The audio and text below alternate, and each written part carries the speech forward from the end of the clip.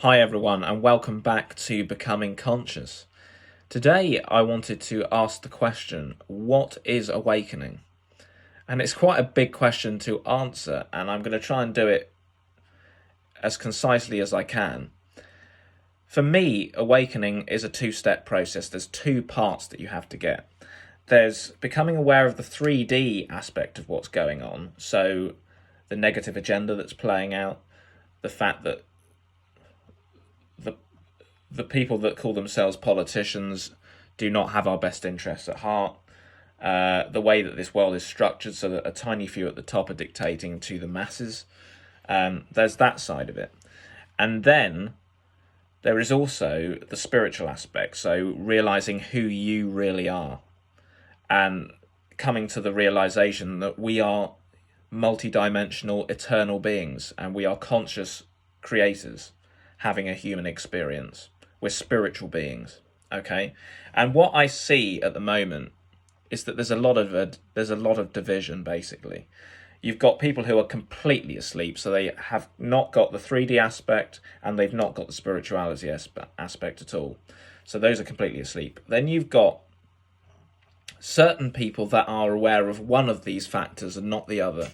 So you've got a lot of people who are into spirituality and understand spirituality, and they think they're awake because they think, oh my God, I've woken up and I'm not this puny little human. I am a multidimensional spiritual being having a human experience. And that's great that they got that, but this is the false light narrative because they haven't discovered the truth about this reality, okay, and what's going on in this 3D matrix, okay?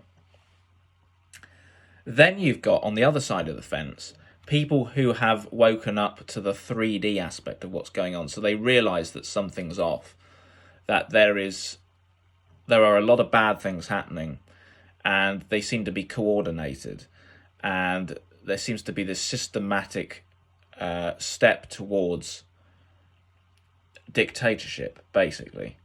And there are a lot of people who have woken up to that, but they've got stuck at the 3D layer. They've literally trapped themselves, and these are traps on both sides deliberately by the dark that they're hoping that you fall for. Oh, that's what I think. So they've got stuck at the 3D aspect, and they are in a permanent state of fear because they think we're heading off a cliff. They think humanity is doomed because they're seeing this horrific agenda playing out, and they're seeing that no one else is seeing it.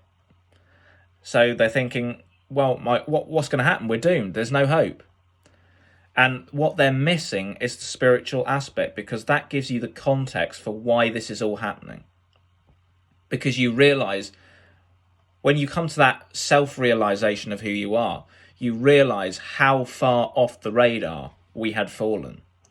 And so this is a concept that people really struggle with, but these seismic events in the 3D are necessary. These things that seem horrific, and they've got to be horrific and in your face, because otherwise it doesn't create that shift in consciousness that gets people to start actually expanding their awareness and understanding what's going on. Okay, you need that. You need a stimulus to start that process, and this is what's happening. So when I say that in the 3D there's a negative agenda playing out, how I view it is that it's a narrative, actually. That's what it is. I believe that there was an agenda perhaps far worse than this one. I mean, this one seems quite bad.